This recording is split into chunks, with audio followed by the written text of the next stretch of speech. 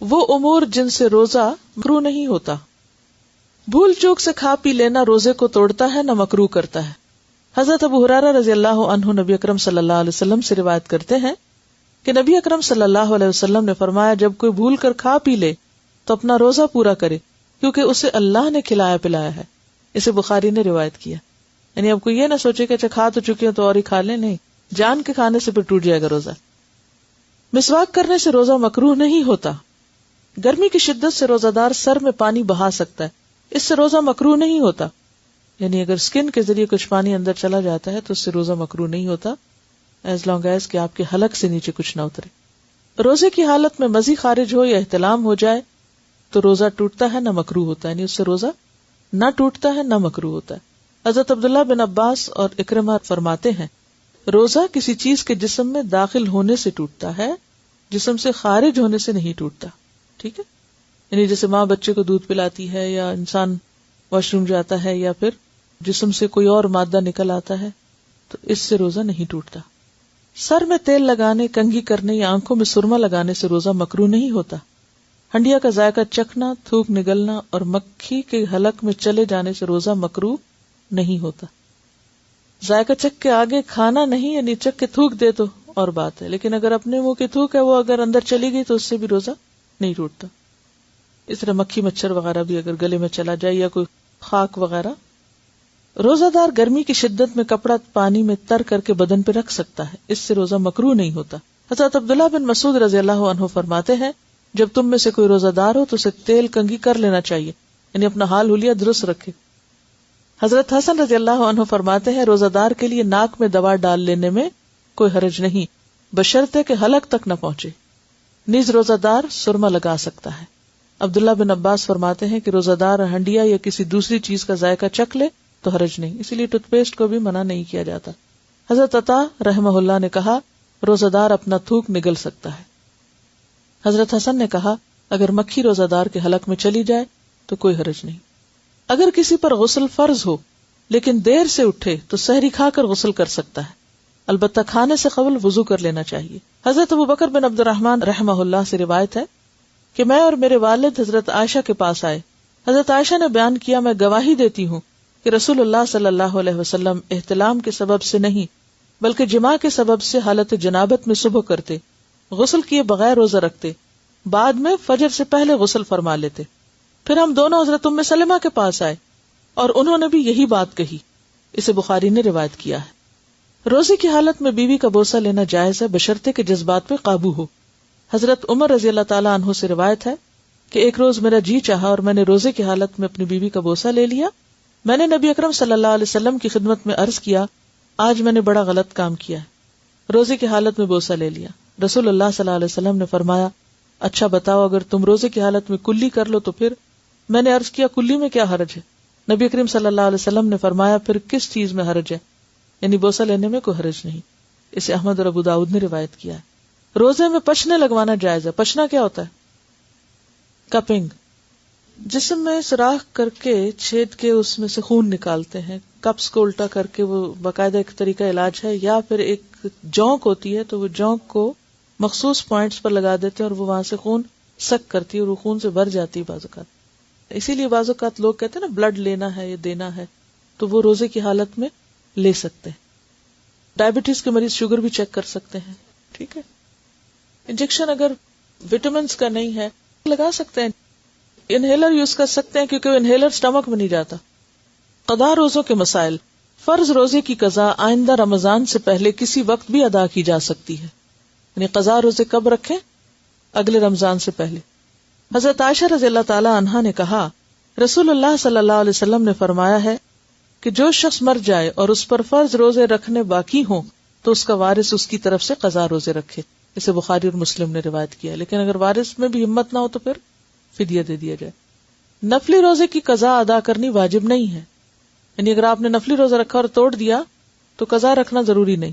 ہاں اگر نظر کا روزہ ہو یا قضا روزہ رکھا اور وہ توڑے تو پھر اس کی قضا ظاہر ہے کہ دینی ہوگی، کیونکہ قضا روزہ جب تک قضا کریں گے نہیں، پورا نہیں کریں گے تو پورا ہی نہیں ہوگا.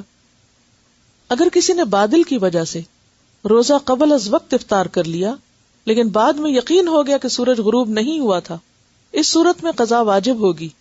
اسی طرح سحری کے وقت کھانا کھا لیا، بعد میں یقین ہو گیا کہ صبح صادق ہو چکی تھی، اس صورت میں بھی قضا واجب ہوگی، کفارہ نہیں. یعنی اگر آپ نے لیٹ سحری کھائی اور بعد میں پتا چلا او ہو یہ تو وقت گزر چکا تھا، آپ نے 6:30 کو 5:30 سمجھا، تو اس صورت میں بعد میں پھر آپ اس روزے کی قضا دیں گے. سفر میں روزہ رکھنا اور چھوڑنا دونوں درست ہیں. حیض اور نفاس والی عورت کو مذکورہ حالت میں روزہ نہیں رکھنا چاہیے. حیض یا نفاس ختم ہونے کے بعد روزے کی قضا ادا کرنی ہوگی. صرف دودھ پلانے والی حاملہ عورت کو روزہ نہ رکھنے کی رخصت ہے، بعد میں صرف قضا ہوگی. یعنی بہرحال انسان جب ایک عبادت نہیں کر رہا ہوتا تو اس کی کمی تو واقع ہو رہی ہوتی. ہاں، یہ کمی پوری کہاں سے ہوتی؟ دوسری طرف جس سبب سے وہ روزہ نہیں رکھ رہی، مثلا دودھ پلانے کی وجہ سے، تو وہاں دودھ پلانے کا جو اجر ہے وہ اس کو الگ طور پر مل رہا ہے. یعنی اللہ تعالیٰ نے عورتوں کے ساتھ ظلم نہیں کیا، بلکہ ایک جگہ اگر ایک فریضے میں کمی ہو رہی ہے تو دوسرے فریضے کے ادا کرنے کا اجر بھی پا رہی ہے. یعنی ویسے تو یہ رخصت کس کے لیے ہے روزہ بعد میں رکھنے کی؟ مسافر کے لیے یا مریض کے لیے. لیکن حاملہ مریض تو نہیں ہوتی، یہ دودھ پلانے والی نہ مسافر ہوتی ہے نہ مریض ہوتی ہے، تو ان دونوں کو بھی بعد میں روزے رکھنے کی اجازت ہے.